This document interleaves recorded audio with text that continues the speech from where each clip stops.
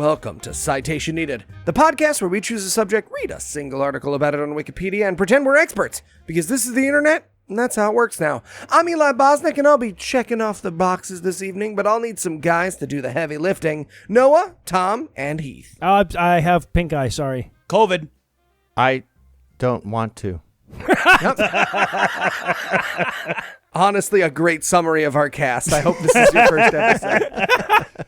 Before we begin tonight, I'd like to thank our patrons. Patrons, without you, the only moving we'd be doing is back in with our parents. And that would only be nice for two of us, so we thank you. And if you'd like to learn how to join their ranks, be sure to stick around till the end of the show. And with that out of the way, tell us, Noah, what person, place, thing, concept, phenomenon, or event will we be talking about today? We'll be talking about moving day. And Tom, you've boxed this information up nice and neatly in your mind. Are you ready to share what's left on Buy Nothing Your Neighborhood?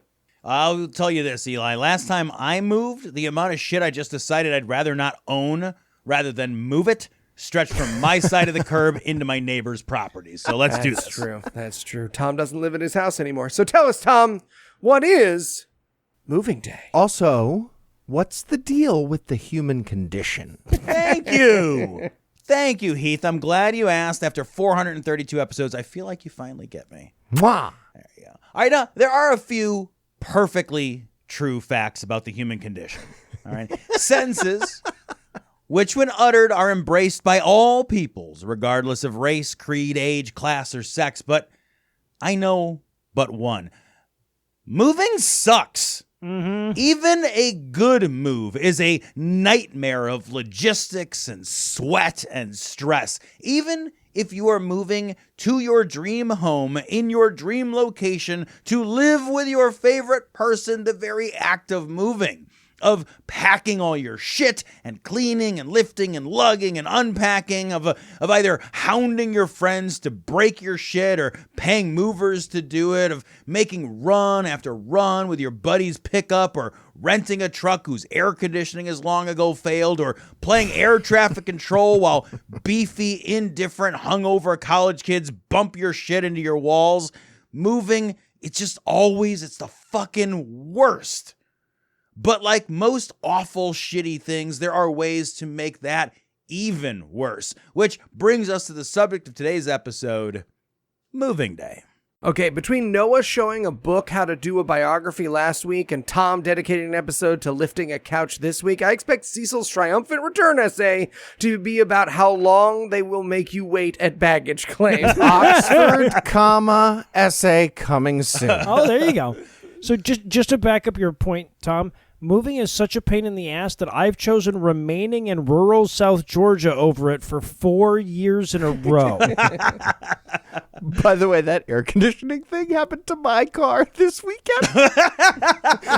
We drove 10 hours in somehow 99-degree weather everywhere between Michigan and Maryland, and my AC immediately stopped working.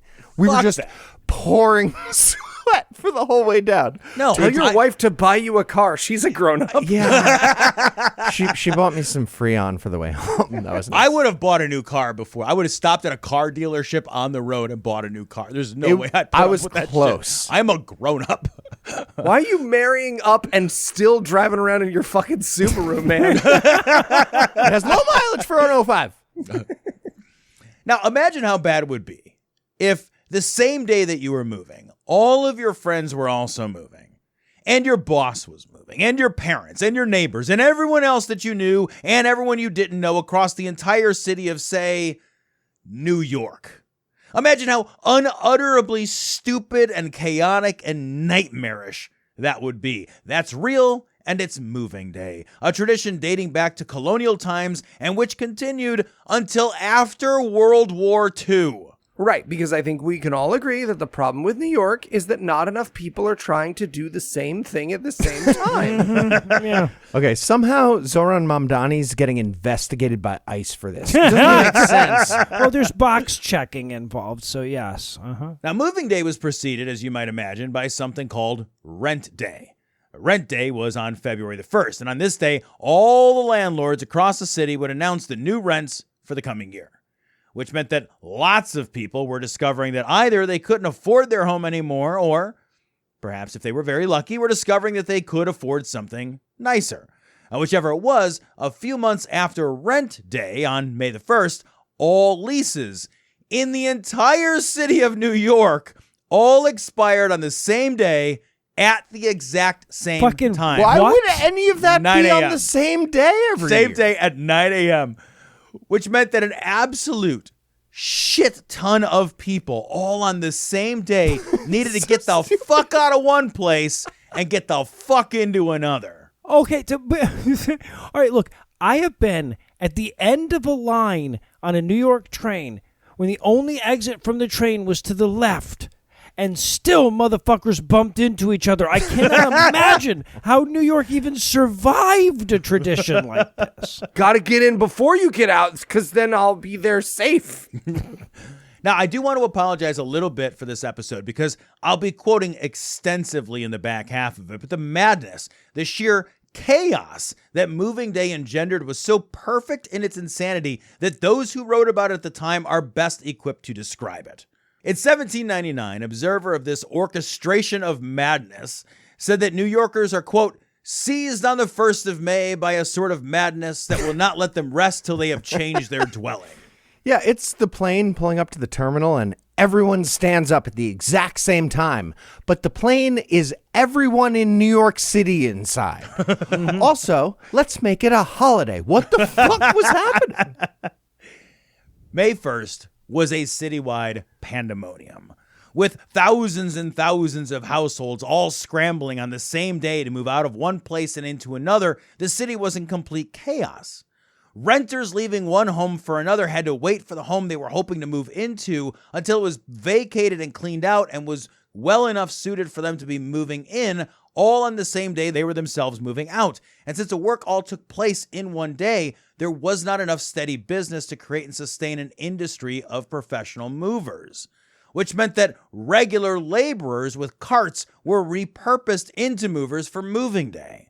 But as you can imagine, there just weren't enough of those people. So luckily, everyone around knew that on May 1st, the city of New York was going to be a giant shit show. And so farmers and everybody with a cart or a wheelbarrow would come into the city and just price gouge the shit out of everybody. Just apple carts careening into other apple carts all over the place.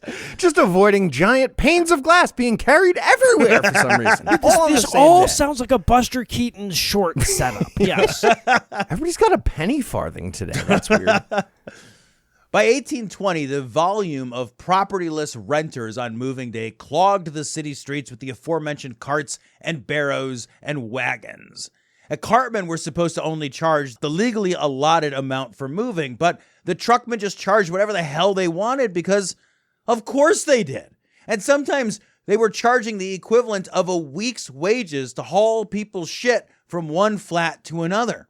And some of them also decided to just go ahead and raise their fees mid-move. And if customers refused to pay, the cartman would just cart all their shit to the police station and then tack on an extra fee for then having to move their shit to the police station. Okay, but I feel like that's just stealing, right? That's stealing. Like, police station, that's the last place you want to go. I've fucking New York police station in 1820s. I feel like that would be the best place to go. They could probably give you advice on stealing. You'd have to bribe them first, but still, yeah. Now, by 1856, the strict custom of moving day, being only one actual day of madness, began to lessen as people figured out this was a chaotic and stupid fucking way to do something already stressful. And the brilliant solution they came up with was to informally create moving week. Other days? No. Oh, for fuck's sake. Yeah.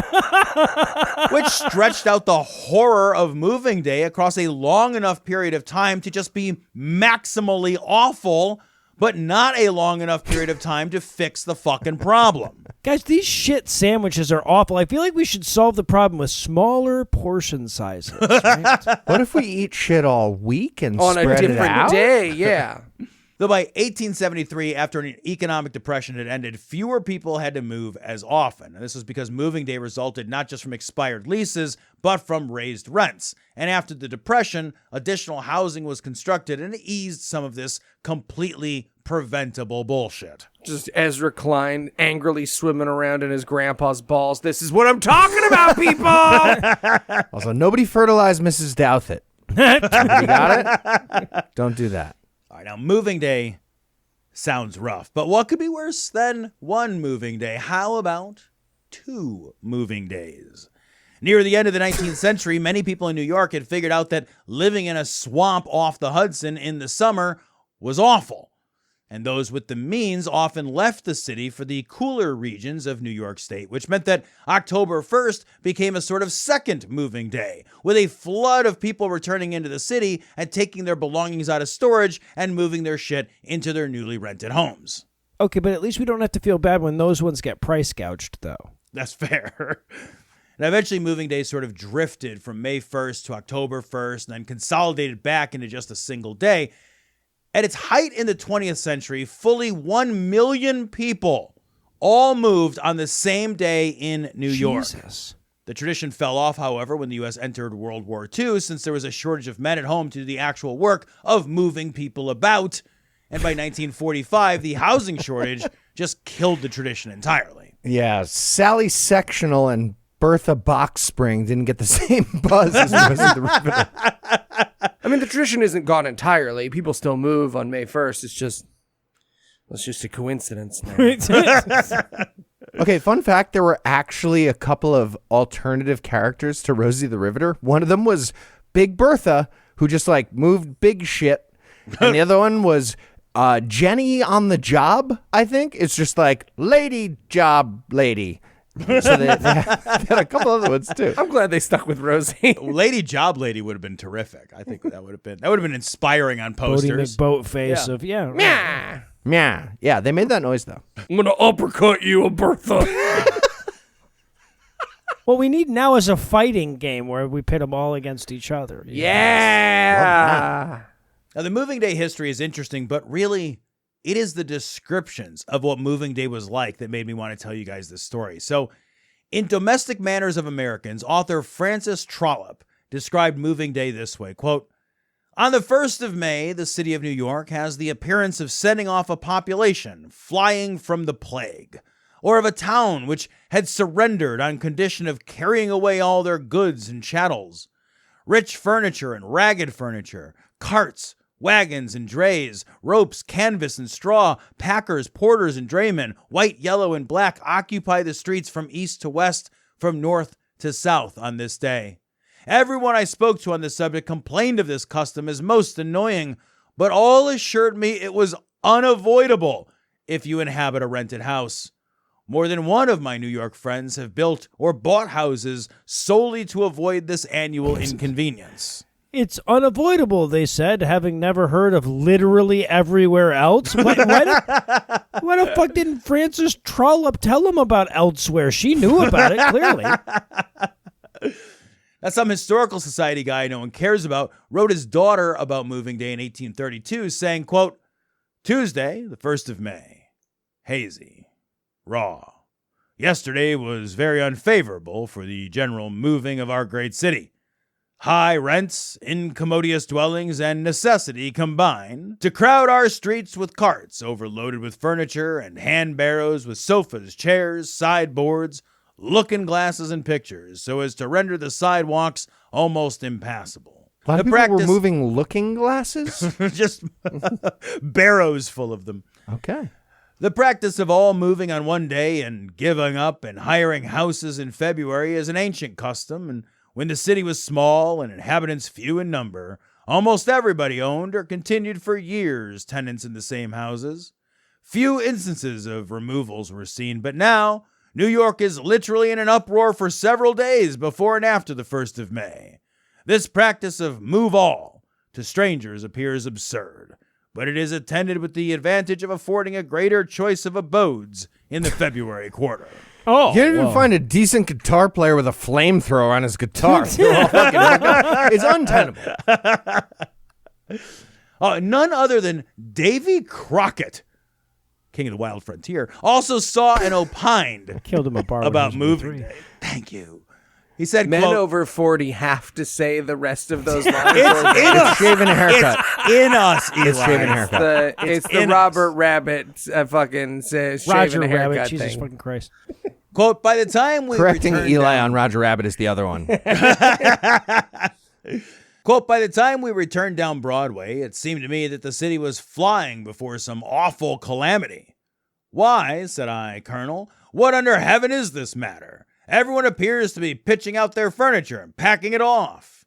He laughed and said this was the general moving day. Such a sight nobody ever saw unless it was in this same city. It seemed a kind of frolic, as if they were changing houses just for fun. Every street was crowded with carts, drays, and people. So the world goes. It would take a good deal to get me out of my log house, but here I understand many persons move every year. He sounds like Cecil being shown a piece of ziti on a slice of pizza.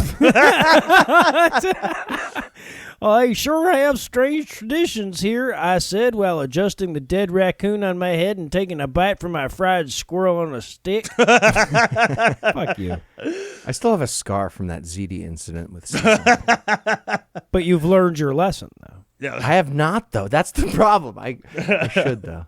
He's very strong. In the 1843 book, A Narrative of 2 Years' City and Country Residence in the United States, an English woman that you've never heard of describes it this way, quote, by an established custom, the houses are let from this day, May the 1st, for the term of 1 year certain.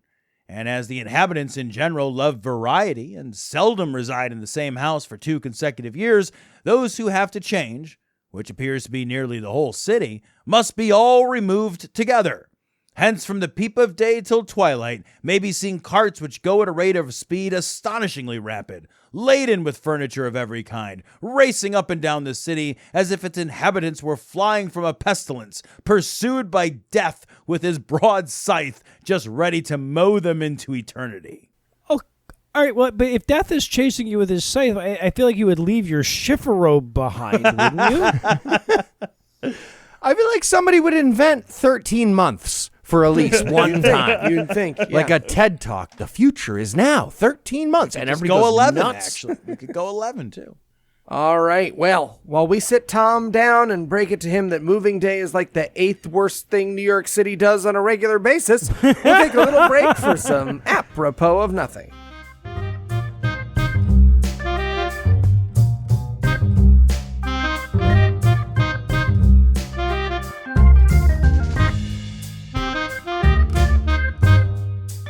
Now you get out of my way. No, you get out of my way. Hey, fellas. What's all the hubbub? I'll tell you what it is. It's moving day, and this maloink won't get out of my way. Maloink, eh? Sounds like a real heart and gopher thing to say. Them's fighting words, Fellas, surely we can work this out. We needn't be at each other's throats. I'm sorry, brother. It's moving day. The whole city moves on the same day. Oh, okay. But why? Well, 'cause the lease is expired and the rent is due. Right. I understand that's when everyone's lease is up, I guess. But why don't we just, I don't know, talk to our neighbors, figure out how to work together? And move in late? The hell I will. Okay. Well, you have a cart with all your belongings in the middle of the street and you're screaming at someone. Wouldn't you rather just not do that?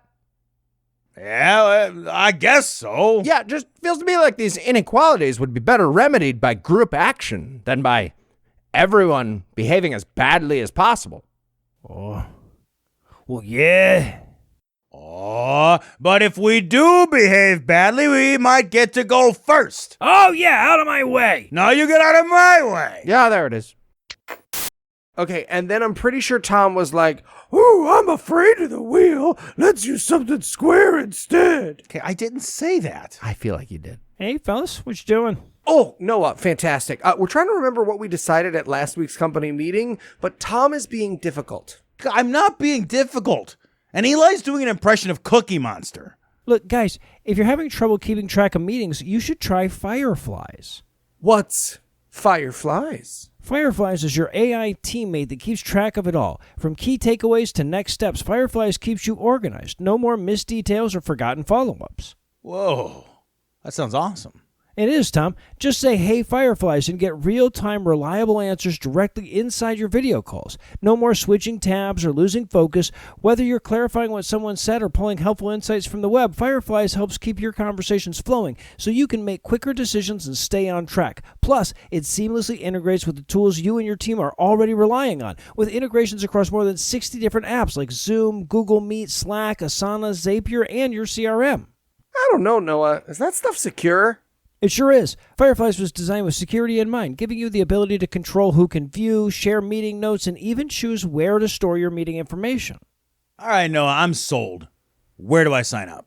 Well, right now, when you sign up for a yearly Fireflies subscription, you can get your first 2 months for free. Just go to fireflies.ai/citation. That's right, 2 months for free when you go to fireflies.ai/citation. That's fireflies.ai/citation. Awesome, Noah. Thanks. But for right now, we have to rely on my impression of Tom. Yeah, definitely doing Eli's thing. That's not even how I sound. Well, I mean, that is how you sound. That's exactly how you sound. I feel like that's how I sound. You're doing it again.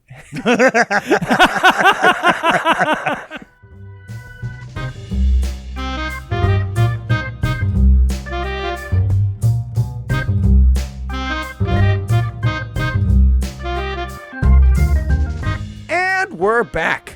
When we left off, New York was walking over here. Tom, what happened next? All right, let me give you another description. This time from a lawyer in his diary. Where you get your toodles?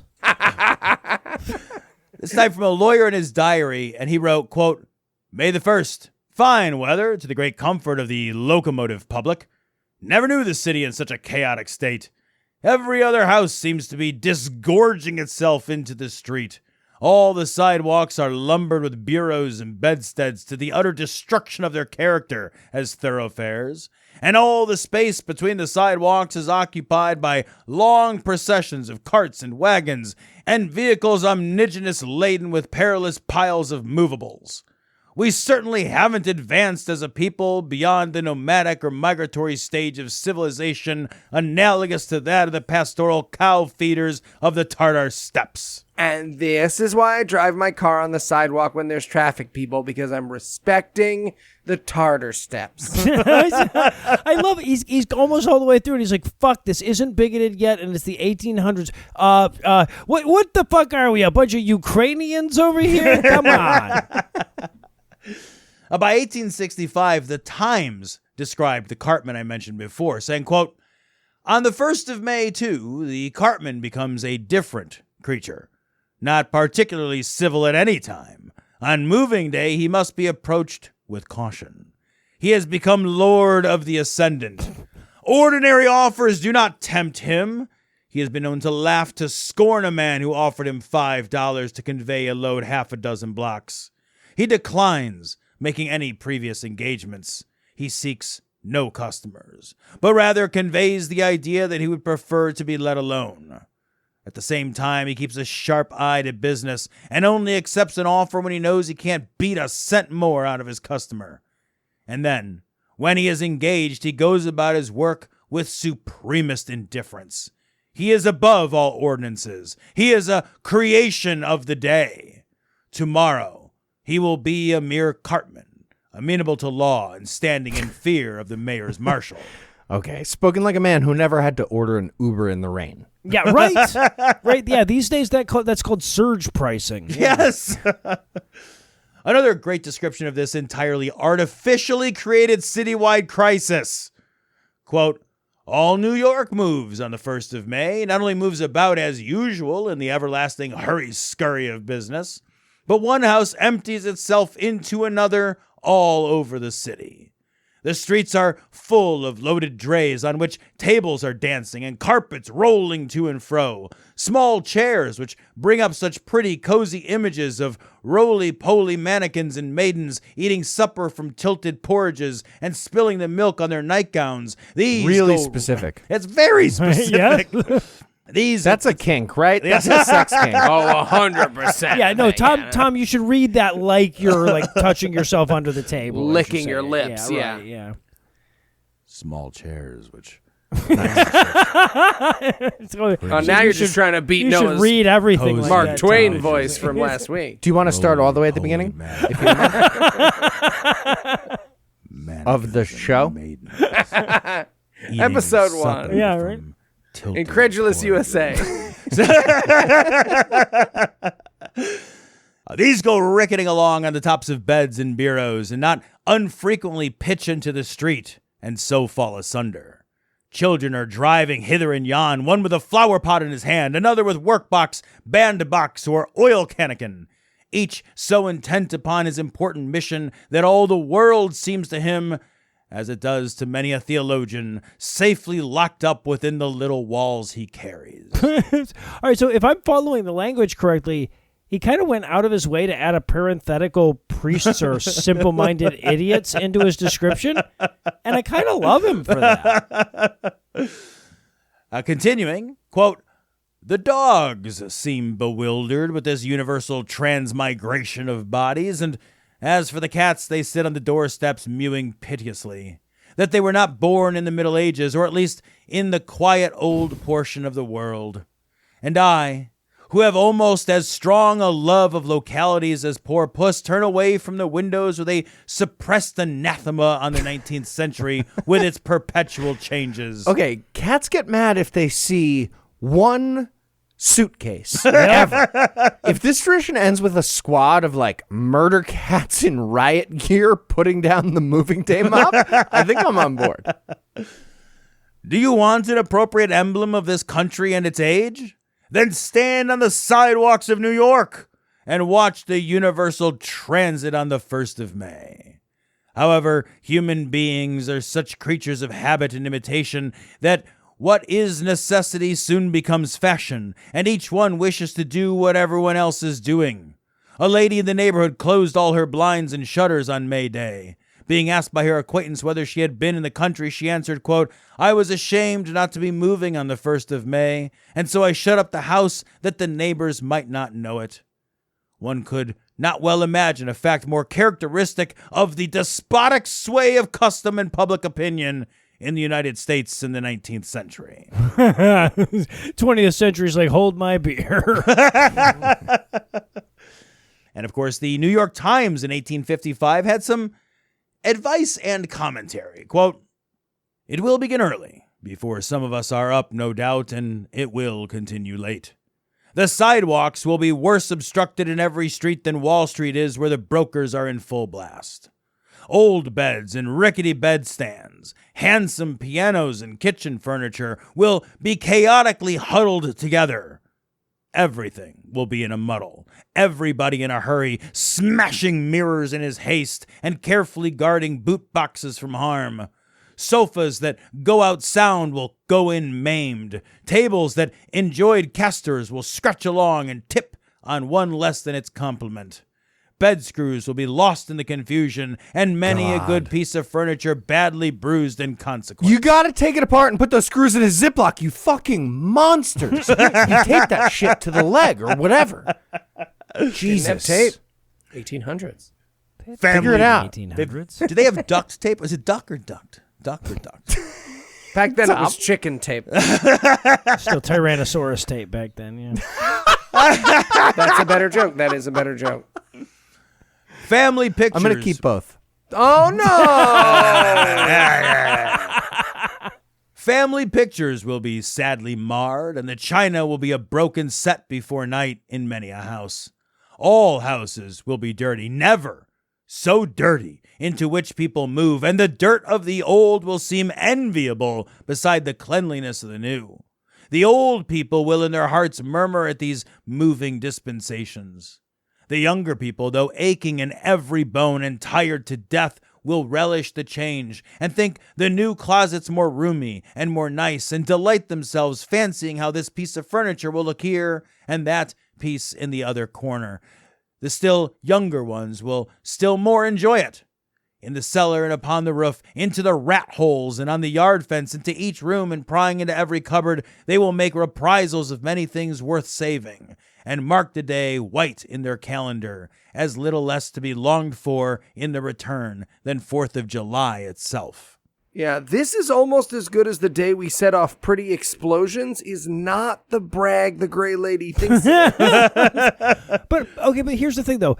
This sounds terrible and everything, but then I compared it to like actually apartment hunting in New York City and my experiences with that, and I don't know that it got better. I feel like maybe we should go back to this and give it another go. I feel like you'd fucking handle the shit out of a Dre, no illusions. You got to have a Dre of gold now. It's Right. crazy. Yes. Yeah. Dreidel. That continues. Keep your tempers, What? good people.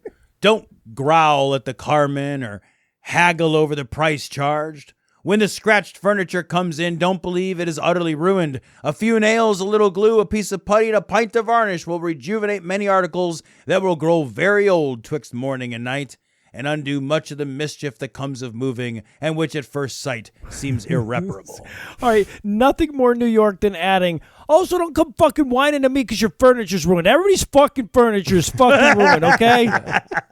Amazing. Eli, what was your Dre gold thing? Just Jewish people. You're not letting my swings, hit the edit room floor this evening, Heath Enright. I'd like a little more on the chopping board. I didn't hear it. I'd like it to lay on the floor with all the other dregs. I enjoyed it. The coughs, the sneezes, the ums, the uhs. And my jokes. You're probably thinking that this all sounds completely mad, but also the kind of mad that happened in times gone by. Surely you are saying to yourself that a major U.S. city would not in the 21st century still have something so artificially panic-inducing and stupid, and that can only add stress and strife to a day already rife with stress and strife. And if you thought that, then you have not heard of Alston Christmas, which is moving day in Boston, and which is still very much an ongoing concern. It turned Tom into Dr. Seuss for a second as he was describing it. Did, yeah. I mean, of all the 1800s traditions that Boston keeps, moving day is the one I'm least concerned with, Tom. I hate to tell you. Yeah. Okay, that guy was just trying to move his pressure cooker to an apartment. Oh my God. Oh, fucking shit. On September the 1st in Boston, somewhere in the neighborhood of 70% of all the leases in the city expire, prompting, of course, moving day.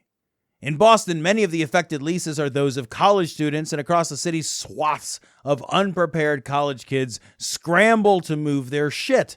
And since college kids are not known for their long-term planning and preparation skills, a just shit ton of furniture and belongings end up dumped on the curb to be claimed by scavengers. A great many of these lease expirations take place in the Alston neighborhood, and with all the free stuff abandoned across the city, the tradition took on the name Alston Christmas. Really, Tom? You choose this topic on a week when Cecil isn't here to do Boston lady voice? What a waste. We're taking this fucking couch. We're taking it. Fucking pick up the side. I'm getting so pregnant on this thing. Fucking pivot. I'm so pregnant right now. I'll Febreze the cum spots.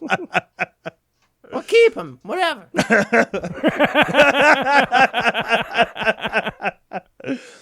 The Boston Globe in 1925 describes moving day's mad scramble this way, quote, "In many actual cases today, one set of furniture waits on the lawn for the other to move out.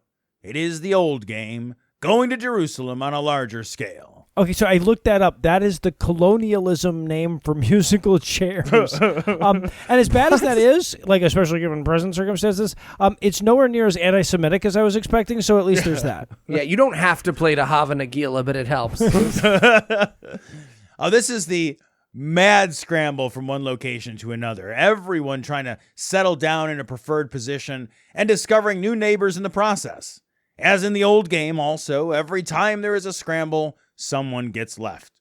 There are 15 families, all of which planned to move today, each one into a house formerly occupied by one of the others. And all 15 are held up because number one family is building a house for itself and can't move in until the plaster is dry. And number two family can't move until number one moves out. And number three is waiting for number two, and so on. And nobody had invented talking to each other yet. No, or other days. They hadn't invented other days. Very simple yet. solution. Very Either. simple solution. Now, unlike New Yorkers, Bostonians never abandoned moving day. On moving day, there are widespread traffic jams and diversions and, of course, accidents. So Boston. Yeah, Boston. Boston. The roads, which in Boston are already impossible to traverse, become impassable, not just from traffic, but from shit just falling off of poorly packed trucks and blocking the roads. Trash and debris are strewn across the city, and an enormous amount of garbage appears suddenly and in enormous volumes. So Boston. Fenway Park. In 2023, moving day in Boston produced 38 tons of waste and 1,700 abandoned mattresses, presumably left behind by people who no longer need to sleep on mattresses. Clearly. The city of Boston tries to reduce the impact of moving day, but again, with tens of thousands of people moving on one day, that is just impossible. Movers are required to get street occupancy permits, which I think is fucking adorable, since Boston is the only place I have personally been to where people don't just double park, but I shit you not, triple park. That's on a regular Bostonian day. We do that in New York, too. Yeah. Those who get caught dumping furniture and shit are ticketed, but the city is just overrun with abandoned furniture because of course it is. Even the MBTA subway tries to help, extending its hours to accommodate hapless Bostonians who are moving and trying to do so via the goddamn subway. Just 30 street preachers with megaphones on one side of a car avoiding some shitty college kid just hugging a couch. Oh, God. A lot of cum on that thing, man. And that still sounds better than the time I helped move someone from one 3-floor walk up to another 3-floor walk up, literally across the goddamn street in July, and which 20 years later I'm still mad about. Tom, is Cecil really on vacation, or is your revenge come true? He's on vacation. All right. Well, if you had to summarize what you learned in one sentence, what would it be? If you need help moving, don't call me. All right. And are you ready for the quiz? I am. Tom would be so good at moving shit. Tom though. would be amazing. I'm excellent at it. moving. Like, I'm I not figure you would doing just it. like throw it from the third floor to the other third floor across the street. All right. So given how well everybody moves on the same day worked out for them, what other citywide clusterfucks did Boston try? A, an ordinance that required all people to get married on the same day and have the same anniversary. B, a rule that gave all of the firefighters the same day off. C, a municipal holiday called Let's All Drive on the Left Day. Or D, the Big Dig. Oh, shit. It is definitely the Big Dig. It was, yes, it indeed was, the in Big fact, Dig. the Big Dig. Yeah. All right, Tom, what's the most important thing for renters in places like New York and Boston to remember? A, landlords cannot magically evict you into a pumpkin the day your lease ends. B, it takes several months at least to get a forced eviction. C, landlords know that and they're all secretly terrified. D, this is one of the only times ever that you have any power in late stage capitalism as a non-owner. Use it wisely. Well, it's not D. I disagree with use it wisely. That's obviously Fair enough. terrible. Yeah, it's C. Landlords know that and they're all secretly terrified. Well done. Correct. Thank you. Thank you. All right, Tom. New York might have rid itself of moving day, but we still have plenty of mass immigrations every year. What are they? A, the time Ed Koch released everyone from the mental hospitals at once, creating New York City's homelessness problem. Oh, Jesus. B, the time Rudy Giuliani ordered the NYPD to murder a bunch of those homeless people on Christmas. Jesus Christ. Or C, SantaCon. See, SantaCon. SantaCon is an abomination. Oh, it's Literally the fucking the worst. It's so bad. The worst thing that happened in New York in 2001 was Yep. SantaCon Yep. 2001. 100%. 100%. Everyone was walking around looking at SantaCon, missing September. All right. Well, I got everyone to remember SantaCon, which means I win, so I get to pick next week's SAS, and I'll be damned if we're letting Cecil come back to anything but work, so I want an essay from him next week. What? Good job, me. All right, well, for Tom, Noah, Heath, and Cecil, I'm Eli Bosnick. Thank you for hanging out with us today. We'll be back next week, and by then, Cecil we'll be an expert on something else. Between now and then, you can listen to us wherever you get your toodles. And if you'd like to help keep this show going, you can make it. Well, that's what you get for changing Stop the trying to Breakfast make Club toodles clothes. happen. You don't like the Breakfast Club clothes? Maybe now toodles is my Heath thing. changed the fucking Breakfast Club clothes. When do we let Heath do accommodated things his on our choice. show? When have we ever let Heath do things on our show? And if you'd like to help keep this show you can make a Why do you personal want to help donation keep this show going? at patreon.com/staytationpod. Hey, don't ask that, Tom, out loud. Hey. Or leave us a 5-star review everywhere you can. And if you'd like to get in touch with us, check out past episodes, connect with us on social media, or check the show notes, be sure to check out citationpod.com. No, you move out of my way. No, you move out of my way. Oh, hey, look, a rich guy who paid extra so he can move tomorrow? Is that what that Ah, is? man. Look, that Mexican guy is going first. Oh, no, you don't, Mexicans. Mexicans! You guys are both Mexican, I thought. They're gone.